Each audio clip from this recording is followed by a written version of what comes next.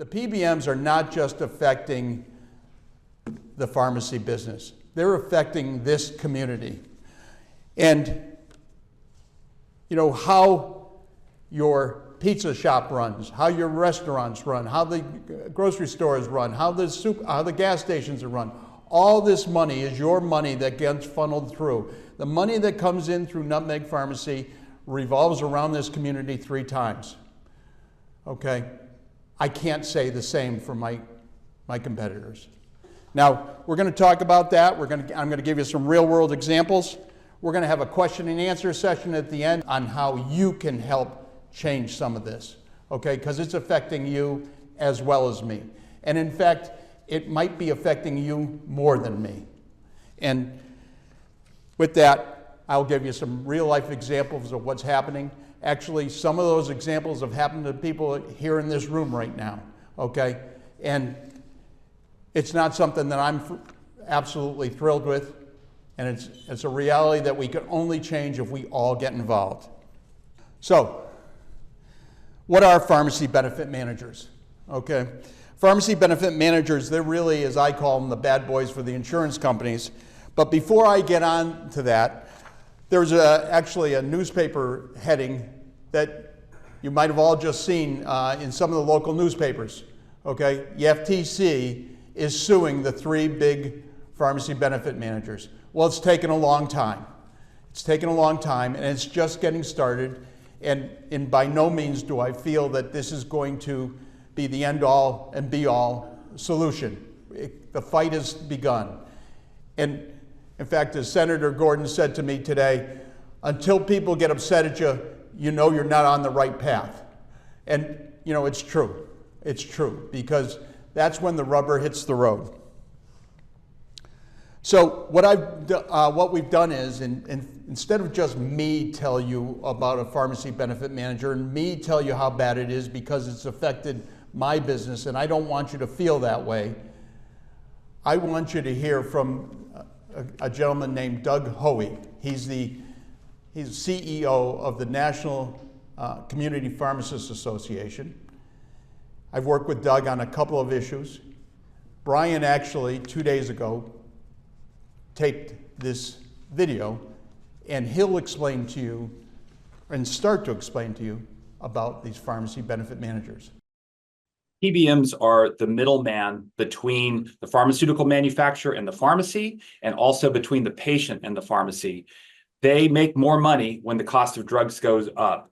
They used to be a simple processor, but they've really established themselves in the middle now. So they're one of the most profitable, most lucrative areas of healthcare that no one knows about, but they cost people more money for their drugs. And one great explanation of PBMs is to go to PBM Career Day. If you Google that, there's about a 60-second video that's sort of humorous, but it'll explain PBMs in 60 seconds. PBM Career Day.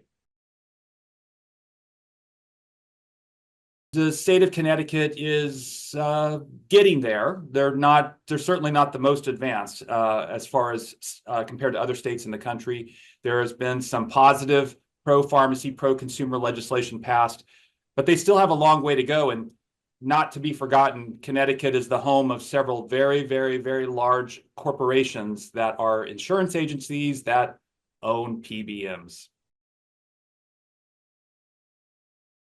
The FTC, the Federal Trade Commission, after years of being asleep at the switch, has finally shown some interest in PBMs, and they've come at it pretty strongly. In fact, recently they have sued the big 3 PBMs. The big 3 PBMs are CVS Caremark, United Health, and Optum, and Cigna and Express Scripts. Those 3 control 80% of the market. The Federal Trade Commission has been investigating them now for about 2 years.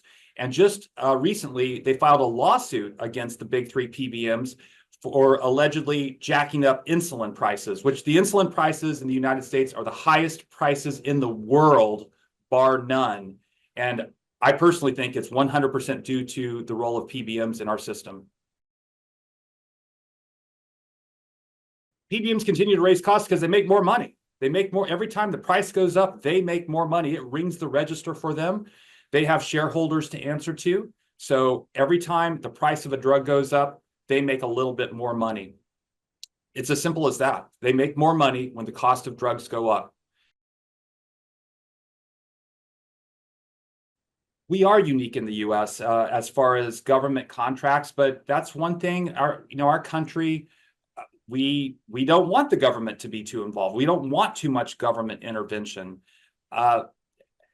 It's a delicate balance because the PBMs have gotten so big that they answer to almost no one. They'll say they have oversight and all rules and stuff like that, but really they're almost too big to fail, and so they have very little oversight. So our model, the United States has some of the best healthcare in the world for acute care.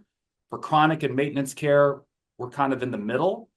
And while no country is perfect, I think that, PBMs are really the big sore point for the United States. We're the only country in the world that has PBMs, and we have the highest drug prices in the world. That's not a coincidence. Absolutely, we want transparent PBMs. The PBMs originally were processors. They actually did provide a positive function. They made it easier for consumers to know how much their share of the drug cost was while they're standing in the pharmacy.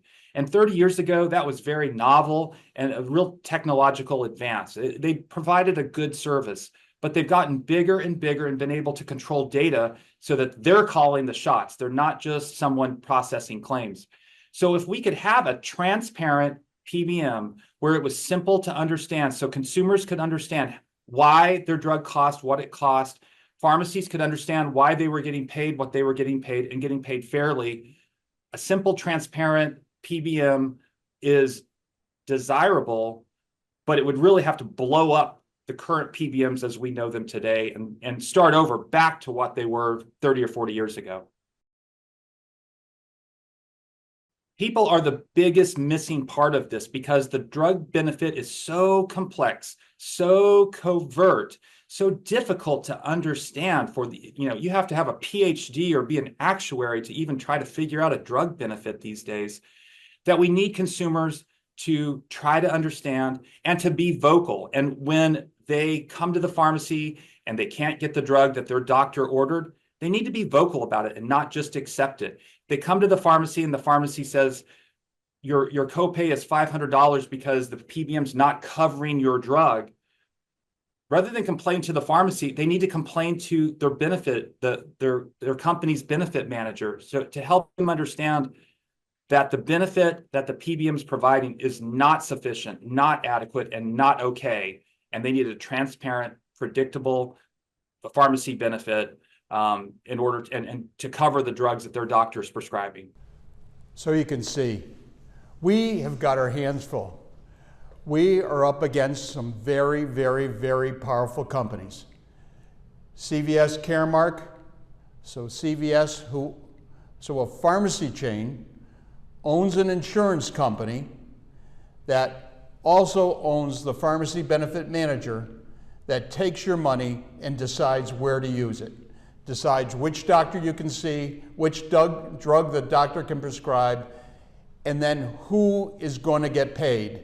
And we're going to go into who is getting paid right at the very end, okay, when I give you the 4 examples of claims that came from the state employee contract with Caremark. And as I was telling somebody earlier, when I started writing this, it took me 3 minutes that day while I was working to find 3 claims that I could talk about. Because I can give you 60 claims a day in this pharmacy that I am totally underwater on. Totally underwater on. And underwater meaning I'm losing a lot of money, not just $7 or $10, 50, 60, 100. You'll see a couple of examples. They turn your head. You can't do business.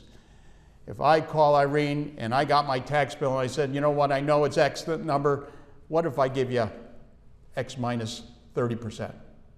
That's what the PBMs are telling me now. Okay, someone asked me today, why did Express Scripts drop you? Well, they didn't drop me. They didn't drop me. They gave me a unilateral contract at 23% below cost with zero to dispense. Zero to pay the pharmacist, zero to pay the technician, zero to pay the vial, the label, the heat, the light, the electricity, pay the rent to the landlord. Never mind where else anything was going to be. No business operates at 23% below cost. It doesn't happen. And I would suffice it to say that Express Scripts in their own pharmacy isn't charging 23% below cost to their pharmacy. I'm sure the rate is different, and the employer that takes it is not paying my money that I've been reimbursed, they're paying the others.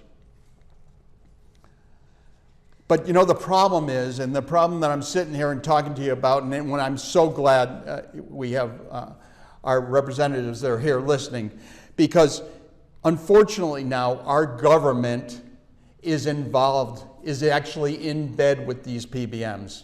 Our government is taking, our government this year, and in fact this year the Independent Pharmacists Association went and was going to bid the contract for the state employees contract.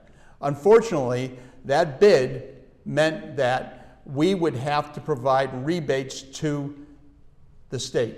The state is getting and they think they're getting all the rebates from the pharmaceutical company.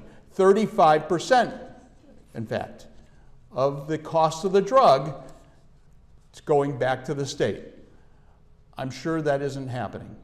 I'm sure they're getting less than that, but they're getting a tidy sum, and I'll show you.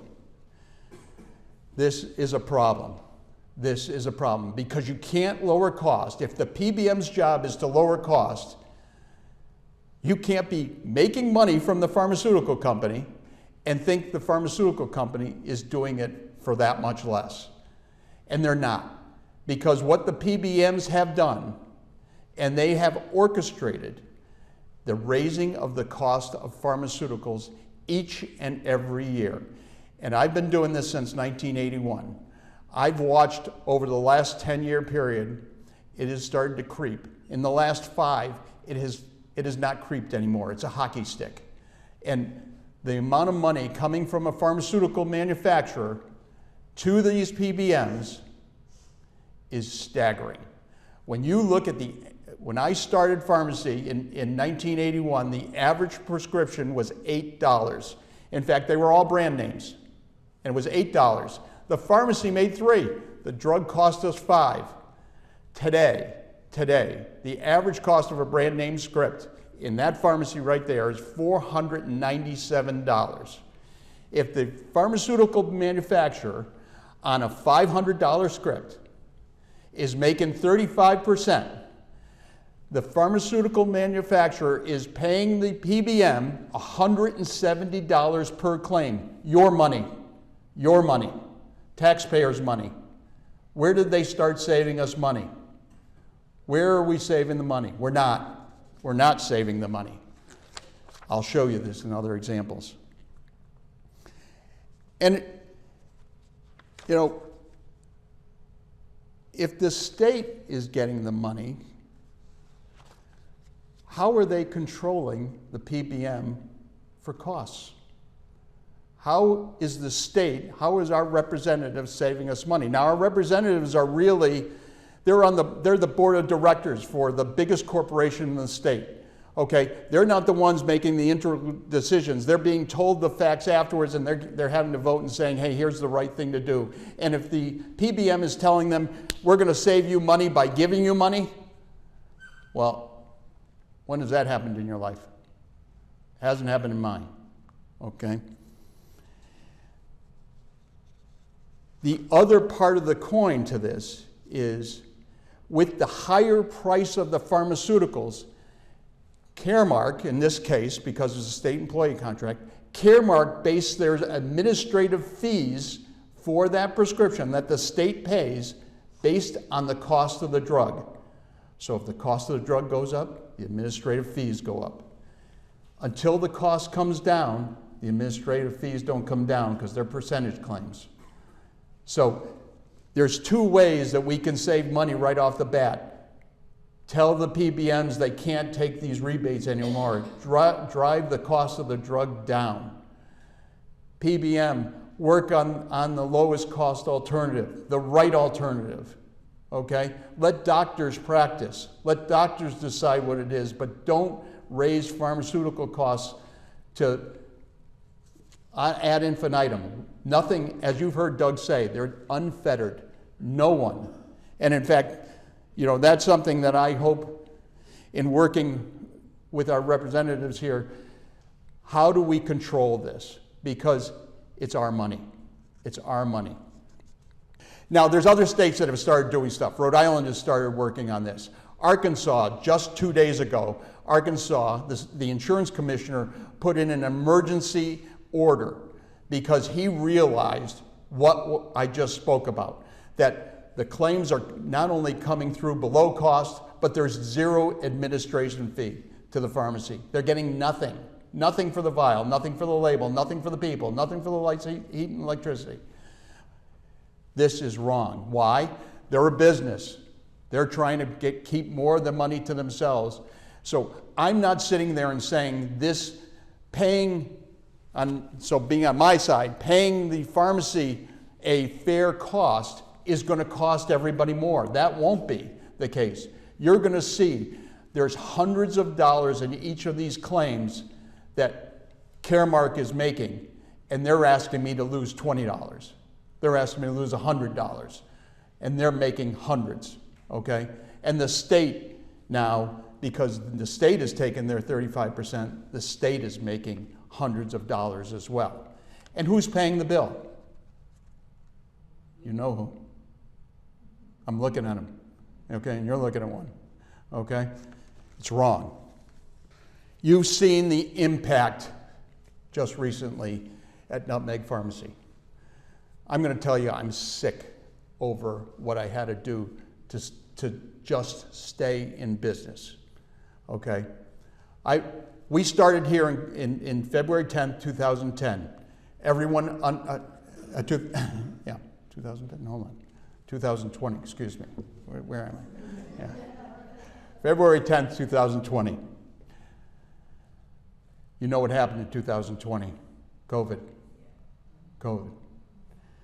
You remember what happened when federally the government gave CVS and Walgreens all the money to give all of you COVID shots. Guess what didn't happen? They didn't do it. The Department of Public Health called Nutmeg Pharmacy, a 5-store chain, to sit there and vaccinate 165 nursing homes, of which only 35% of the clients got their shots in 4 months. We finished the other 65% in 6 weeks, okay? This community, we vaccinated almost 80% of you, okay? Almost 80% of you, okay? And a little small pharmacy, okay? That got there and back the community, okay? That's how this got started, okay? This is the stuff that we're now talking about. So now, when you start talking about the choices that I have, when I get a non-negotiable contract, and I showed somebody, and I'm going to show you later an example of a contract, non-negotiable.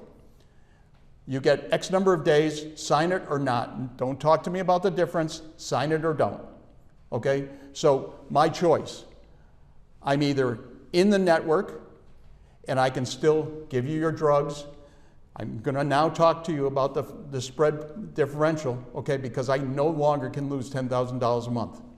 I no longer can keep doing that. I've used the 4 other pharmacies to support this pharmacy for 4 years. Can't happen anymore. I can't do it anymore, okay? We have got, like I said, I've got 2 choices. Either I take that prescription, that contract, and I fill your scripts, and I'm going to talk to you about the differential, and I can then do your COVID shots, I can do your flu shots. Hey, I can, like we did last month, 50 people we delivered Paxlovid to in this town because we had a little COVID outbreak. 50 people who couldn't get out, we delivered their Paxlovid to them. Now, if I didn't take the contract, I couldn't have done that. Okay? Or I can choose to, so I either take it or I don't. Okay? And there's a differential, and there's where I am. Because quite frankly, sitting there and talking to you about having to charge you a little bit more than what your copay was, if anyone thinks I'm comfortable with that, I've never done that in my life previously.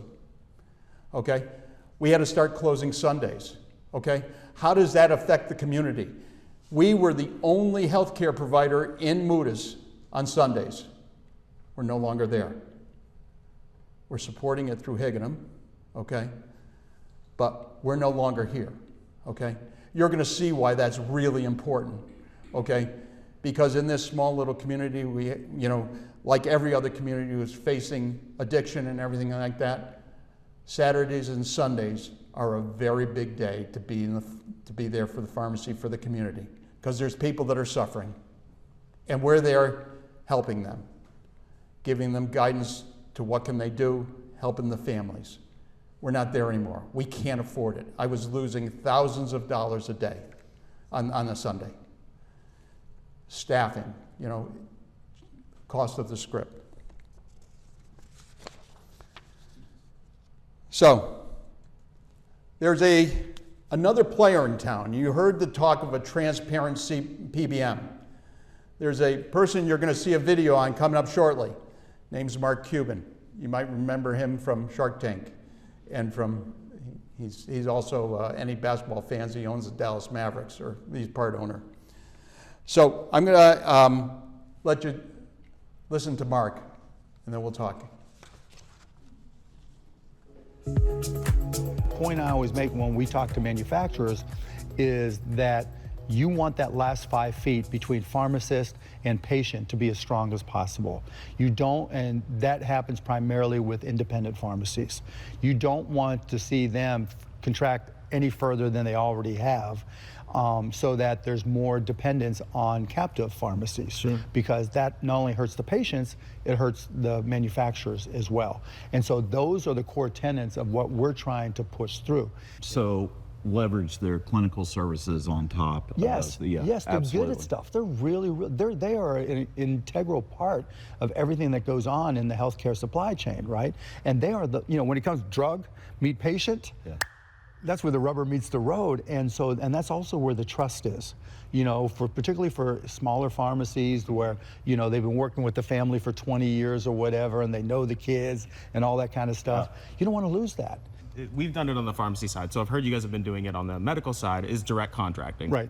So we really promote that with independent pharmacies, saying, hey, if you can, go to your local employer and direct 100%, contract. okay. Now they can't do it because the big three won't let them do that, right? But I can, or you can, right? They're not going to be able to stay in business just filling scripts.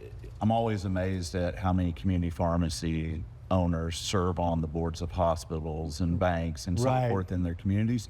And quite frankly, that's where all of our leads come from. It's the independents reaching out to us because call this bank, yeah, they don't want to lose potential business to a mail order or something, or they want to recapture lost business, right? Yeah, and so we even have clients that will put preferred networks together where, hey, the independents, if you go here, there's no copay. Have a copay or reduced copay or reduced out of pocket. Yeah, we do the same thing. Yeah. And the employers, we co-approach a lot with the pharmacies because, and what I always try to say to pharmacies is be the pharmacist. Tell them about your experience, right? They don't know that you're underwater for claims. They don't know about DIR fees. They don't know about none of that. And then we take them through an example of I was looking at one for spread pricing, your Camry example, right? They were, they paid $55 for a drug. They were reimbursed $60. The employer was charged $215, right? So they ended up losing money when it comes to all the labor. It's insane, right? It's insane. We're going to improve your wellness, and we're going to make it so that you're not dependent on these big three PBMs, because it's not going to get better. It's only going to get worse because they're always looking for ways to charge you. And and here's one little trick, and we tell this to all of the sponsors: audit your claim, audit your contracts, your rebate contracts, because they never fully pay. Right. There's so much generic information that well, it didn't say we couldn't charge that, It's not that we said we were going to charge it, but it didn't say we couldn't. So we charge you this fee, this fee, this fee, this fee, this fee, and you're off 30% of the rebates you expected. Yep. I don't know if you saw the NCPA study said that 34% are potentially closing by the end of the year. And then you just have pharmacy deserts. It's terrible for healthcare. It's awful. And I said that to a major employer, major CEO of a bank. I'm like, you're in all these small towns and you're dealing with the big 3 PBM. You're going to be the reason that your town doesn't have a independent pharmacy or a pharmacy at all. Right. I think everybody realizes it's not a good idea for the captive pharmacies to have a monopoly on pharmacy distribution, and that includes the pharma companies, that includes the employers. I think everyone's on the same page. Yeah, relocalizing healthcare is better. As it should be, as it should be, And we're just getting started. I mean, it's one thing to say what's happening. It's a whole nother thing to do something about it. And I think that's one of the reasons we wanted to be here, because together we can do a lot. So you heard Mark. Mark, he understood the value of the independent pharmacist being there. And I'm not dishing my colleagues in the chains, okay? Because a lot of them try to sit there and do it. But, you know, there's a differential. And at least I feel like we provide a differential. We're there. You know, I saw Jason come in the room today, and everyone lit up and was talking with him when Jason was here. Understood, you know, the value of understanding that relationship and knowing people, okay? You also heard Mark say, I've got to start talking to people. Well, in fact, up until a year or so ago, I was prohibited from even talking about people. And in fact, you're going to see that I'm going to show you something that I'm not even supposed to show you today. But I'm tired of it now. I'm tired. I am going to go down swinging on this. You know, we need to start talking about the hard things, okay? Because again, I am not looking to say, pay me more and have it cost you more. We're not talking about that. We're not talking about that at all. I'm talking about, let's be fair. Let's understand that there's a prescription price that you're charging, and you, the PBM, are making a bloody fortune, and you're just trying to pay me below cost so I go away so they have to use their pharmacy. It's reality, okay? And that's the reality that I'm talking about, okay? And so, before I give you a couple of real life examples, the meat and potatoes of really what we're here for today, besides you starting to understand this difficult topic of pharmacy PBMs, I want to show you 2 commercials that are meant to be funny, okay? They're meant, if you really look at it, get you real angry. Because the unfortunate thing about these funny commercials is they're true. Doc, I'm not feeling well. These prescription costs, they're killing me. I feel so stressed. I've been seeing a lot of this lately. Let's take a look. Oh, it's worse than I thought. PBM leeches are sucking you dry. Pharmacy benefit managers, or PBMs, act as parasitic middlemen, inflating the prices you pay for medicine. Don't let drug middlemen drain both you and our healthcare system. Tell Congress to act now and help stop PBMs from leeching onto your wallet. This is a problem. Hello, everyone. I am a pharmacy benefit manager. What's that? I decide what medications doctors can prescribe to your parents and grandparents and how much they pay for it. Do you make the medicine? Oh, no. I don't make medicine. Oh, are you a doctor or a pharmacist? No. We really don't like dealing with the patients. We're more of medicine middlemen. Do you make a lot of money? Oh, yes. Billions every year. So, if you don't make the medicine, you're not a doctor, then what are you doing to make all this money?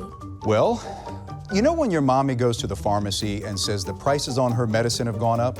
Well, that's us. See, we make more money every time the prices go up. That makes sense, right? I don't get it. Confused about pharmacy benefit managers? We are too. It's time to stop PBM greed. Visit StopDrugMiddlemen.com to learn more. Okay, so let's get down to the meat and potatoes. Okay, let's start talking about our examples. First of all, I want to show you something. Here's the contract that Caremark asks me to sign. 22.7% below cost. And if you get 90-day supply, they want 24.7 below cost. Okay? It's pretty significant. We already talked about how does it work below cost. Okay? Now, this is difficult. It's not really 22.7. Okay? And I'm going to be very honest with you. Okay? It really, my cost is cost AWP minus 17. So I'm just losing 5.7% on $495. Okay? 5.7%. You can do the math. It's about $30 that I'm losing on a regular brand name script. That's every day. Okay? And if we go to a 90-day supply, you can add another 2%. You can add another $10. Okay? That's to make sure your medication's on the shelf, ready for you right then and there. Okay? I get to lose $30 on a regular script. How fair is that? Okay? And it's especially not fair then when you start looking at patient number 1. Patient number 1's a diabetic. Patient number 1 is taking a drug, and unfortunately for HIPAA, I couldn't do this. I actually have these claims right here, but taken out, but it's too messy of a slide. So we decided to do this just on regular description. This diabetes drug is $552.95 from the manufacturer. That's what it costs me. The manufacturer paid the state of Connecticut a rebate. Remember I told you the state of Connecticut gets a rebate now from the manufacturers, and they think they're getting all this rebate of $193.53. Mark Cuban told you heard him say, better audit that, because most PBMs wash those rebates, so they're really probably not getting that full amount of money. The state then pays Caremark an administrative fee of $110.59 for allowing me to fill the script and pass it through. So if you take the 110 and the 552, the state of Connecticut, it's $652, okay, is a total cost. But they paid me $545, okay? You can see right off the get-go, I lost $7.93. $7.93 to keep a drug that costs $552.95 on the shelf for you when you need it. Doesn't even pay me the vial, the label, the pharmacist, anything else. I'm below right up off the get-go. A diabetic drug that is very common. Okay? Number 2, depression drug. This is sinful. And you're going to start you're going to see why right after I give you these examples. Drug costs $1,395.92. There's no way in the world one of those drugs should cost that kind of money. Quite frankly, the chemical cost on that drug is less than $10, okay? But it's a value price, okay? Pharmaceuticals are value priced. So they're priced on what effect they bring. Wrong, okay? Manufacturer paid the state $488.57. So the state made $457. So this was the PBM telling the state, we're going to save you money. We're going to give you money against the claim. You're saving money. Well, they lied to these people as well, okay? Because they think they're saving money. Not saving money. Because you sit there and you look at it and you say, now the state pays an administrative fee of $275 to Caremark. So you can see why I said to you before, the cost of the drug goes up, the administrative fee goes up, they win. There's no incentive for them to lower the cost of your drugs, and they're not. Trust me, they're not. So the total that the state pays is $1,671.07. Caremark paid me $1,375.77. Okay? I lost $20.15. State made $488.57. Caremark made $275, and I get to lose $20. This is what I'm talking about. I'm not talking about wanting to get more. Give me $22. Hey, I'm $2 ahead. You know, I mean, and realistically, that's not real because it takes about $16 to fill a prescription, quite frankly. Heat, like electricity, cost, taxes, you know, the whole shoot match. It's about $16. That's the reality. Okay. Number 4, this example is heart-wrenching. This example has happened to me numerous times. And I tell you about the Saturdays and Sundays when we're dealing with the alcohol rehab and people coming in and they've forgotten to get off their drugs. There's a drug that helps people, you know, not get into that situation. Okay? I'm going to show you something.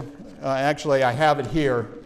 This drug last year cost $23.73. This year, $930.75. Okay, why?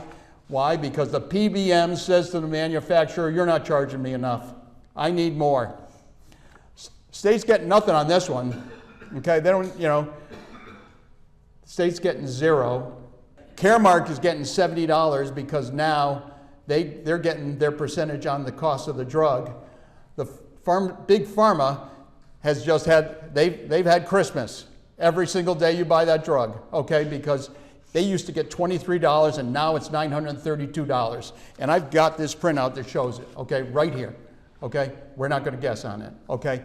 This is wrong. This is what is happening, that PBMs are orchestrating the increase the cost of your pharmaceuticals, and we're letting them because we're not telling enough people. We're not talking about it. We're not getting upset enough. I'm upset enough, obviously, right now, okay? So the Caremark pays me on the old cost because it's still in the Orange Book. Okay, so I'm not even getting the new cost. I'm getting paid at the old rate of $25.48. They're billing the state of Connecticut the $70 plus the $348 that the drug costs, because remember I said it was 900 something for 90, 348 for 30. Caremark's getting $418, and they're saying to me, Greg, you're going to get $25.48. And what do I do when I'm looking at that patient in the eye and they're absolutely suffering? What do I do?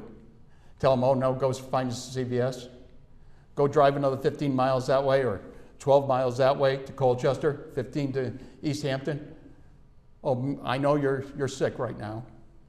But this is the problem. These are the problems. Now this problem is really going to get highlighted in the next video that I got to show you. And then we're going to be done. We're going to Our son died because of greed, in my opinion. I think the PBMs, the pharmacy benefit managers, contributed to Cole's death. Simple as that. Cole had asthma.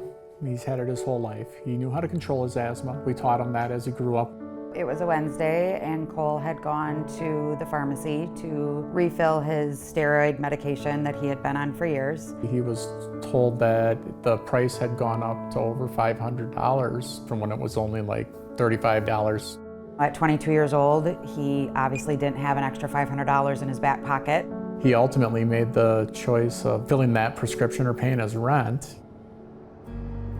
A few days later, he sent me a text message saying he was having a hard time breathing. You know, I told him go to the hospital or whatever if you need to, and his roommate offered to drive him. He got cardiac arrest on the way to the hospital and showed up with no pulse, and they had to resuscitate him. We spent several days in the hospital trying to wish for the best, hope for the best, and he finally passed away on January 21st due to an asthma attack, something that was controlled his whole life.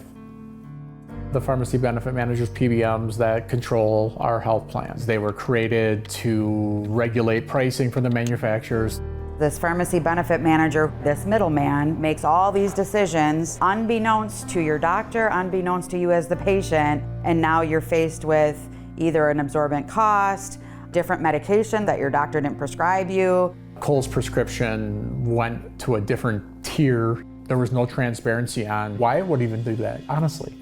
Had he been notified of that or given different options, would my son be here? PBMs are massive. The money behind them is massive. The money that they receive and then give to politicians is massive. I think that politicians who don't back PBM reform are doing so out of fear of losing that financial backing. Doesn't matter if you're Republican or Democratic. We got people on both sides that want this fixed. I want no one else to die because of what happened to my son. That cannot happen. We all, as Americans, deserve medication that our doctors and us have decided is in our best interest. People's lives, their health care, their well-being doesn't have a price tag on it.